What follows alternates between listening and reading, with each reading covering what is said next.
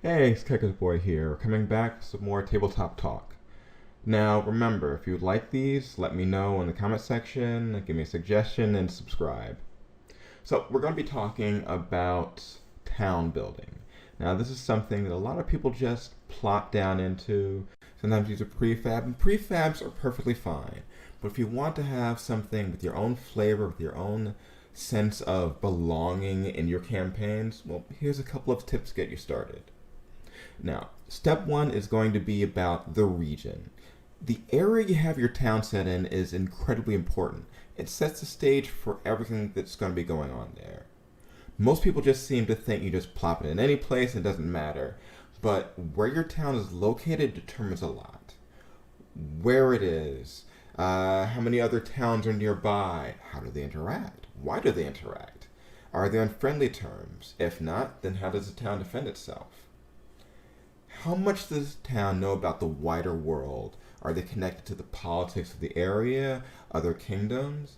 How does news spread about our adventurers?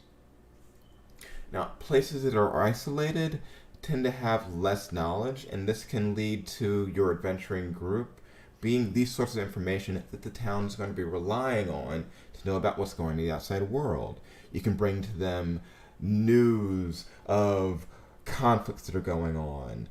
Maybe there is a war going on that they're completely unprepared for. Or maybe it's just some village festival that's been going on that you've been hearing about, or some religious event. How isolated or not isolated your town is can determine a lot about how the party is going to interact with them. One little else thing is that the level of isolation is also going to affect the cost and rarity of items.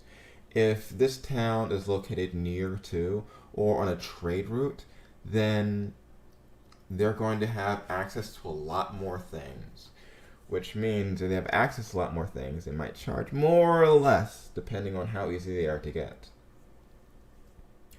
Now, after that, this is something that even fewer people think of, and that is the climate.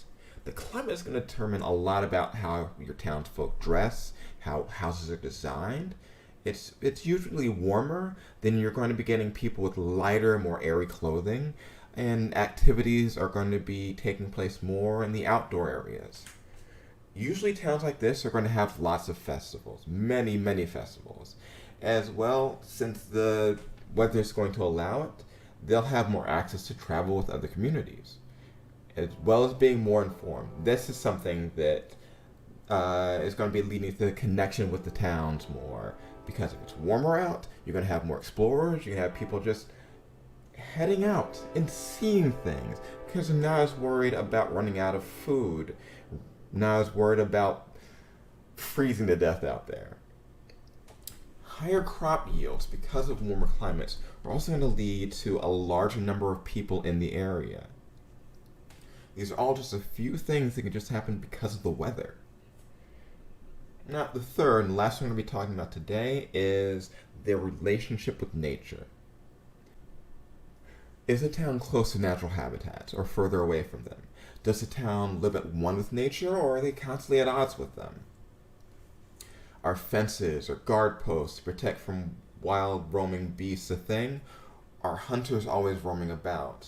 Is there a large cadre of people selling meat, or is this something where they more focus on granary and farming? This is something as important because lots of times in a party you will have people with druids or other nature classes. And many times when these classes go into a town, they have almost nothing to do. But if you focus on your town's relationship with nature, then there's a lot that these usually left out classes can do to improve things or to just become more a part of it. Now, these are just a few tips on starting up a town, and next time we'll get into populating with the actual townsfolk. Now remember, if you like these tips, let me know. If you're just interested, just drop me a line. I'm Kecker's Boy, and I'm signing out. Bye-bye.